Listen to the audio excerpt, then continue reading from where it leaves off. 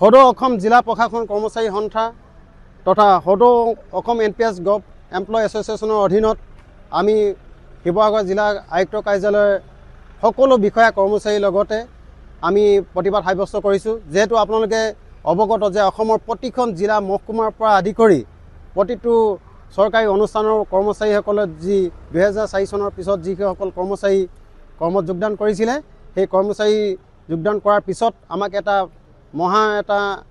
ডাঙৰ এটা বোজা আমাক জাপি দিয়া হৈছিলে। সেইটো হ'ল আপোনাৰ NPS, তাৰপিছতে আহিলে আকৌ OPS। এতিয়া আমাৰ এটাই দাবী যে আমাৰ NPS আৰু EPS বাতিল কৰি আমাৰ OPS পুনৰ প্ৰৱৰ্তন কৰাৰ ক্ষেত্ৰত আমি সদৌ অসম জিলা প্ৰশাসন কৰ্মচাৰী অধীনত আমি শিৱসাগৰ জিলা কাৰ্যালয় আয়ুক্ত কাৰ্যালয়ৰ সকলো কৰ্মচাৰী একত্ৰিত হৈ আমি প্ৰতিবাদ সাব্যস্ত কৰিছোঁ। আমি আপোনাৰ মুখ্যমন্ত্ৰীৰ প্ৰতি এটা বিশেষ অনুৰোধ যে আপোনালোকে নিশ্চয় অৱগত যে আমি প্ৰতিটো মুহূৰ্ততে প্ৰতিটো সময়ত আমি এটাই দাবী উত্থাপন কৰিছোঁ যে আপোনালোকে OPS লৈ যেতিয়া আমাকো OPS দিয়ক। এতিয়া এজন বিধায়ক বা মন্ত্ৰী বিধায়কে হওক, আপোনালোকে জানে যে 5 বছৰ যদি তেখেতৰ কাৰ্যকাল থাকে, কাৰ্যকাল থকাৰ পিছত দৰমহা আধাটো পেঞ্চন পায়। কিন্তু আমাৰ কৰ্মচাৰীসকলৰ সুদীৰ্ঘ 30 বছৰ 35 বছৰ চাকৰি কৰাৰ পিছত আমি কি পাম? আমি এজন কোম্পানী আমি অধীনত এজন কৰ্মচাৰী হ'ম।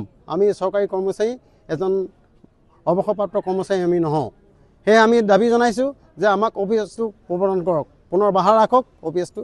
এয়াই আমাৰ অনুৰোধ। এটা কথা মানে কাৰ্যসূচী ক্ৰমান্বয়ে আমাৰ ঊৰ্ধ্বতম কৰ্তৃপক্ষই যেনেকৈ ল'ব আমি তেনেকৈ ধৰণে আমি কাৰ্যসূচী পালন কৰি যাম। আমাৰ কোনোদিন এইটো স্থগিত নহয়। আমাৰ যেতিয়ালৈকে আমাক OPS ব্যৱস্থা নকৰে তেতিয়ালৈকে আমাৰ কোনো কাৰণত আমি স্থবিৰ নহওঁ। আমি পুনৰ আন্দোলনে আমি কাৰ্যসূচী ল'বলৈ বাধ্য হ'ম। যিকোনো খবৰৰ বাবে যোগাযোগ কৰক 7099017330 লগতে 7099017110 নম্বৰত।